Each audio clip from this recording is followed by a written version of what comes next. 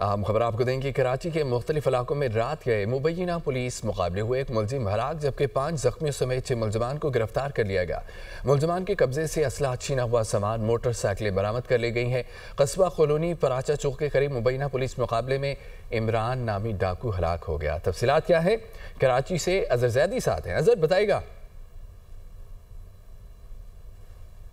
मुख्तलिफ इलाकों में मुबैना मुकाबलों के बाद जो है 5 जख्मियों समेत 6 मुलजिमान को गिरफ्तार किया है, जबकि एक मुलजिम जो है इन मुकाबलों में हलाक भी हुआ है। मैं आपको बताता चलूं कि पुलिस ने बताया कि कस्बा कॉलोनी पराचा चौक के करीब मुबैना मुकाबले के दौरान इमरान नामी डाकू हलाक हुआ। हलाक मुलजिम के कब्जे से असला और दीगर सामान जो है वो बरामद किए गए। पुलिस ने बताया कि बिलाल कॉलोनी पुलिस ने गश्त के दौरान जो है मुलजिमान से सामना हुआ, जिस फायरिंग के तबादले के बाद जो है एक जख्मी समेत 2 मुलजिमान को गिरफ्तार किए गए। इसी तरह जो है पुलिस ने बताया कि मंगो पीर के इलाके हबरेवर रोड के करीब जो है मोटरसाइकिल सवार मुलजिमान को रुकने का इशारा किया, जिस पर मुलजिमान ने जो है फायरिंग कर दी।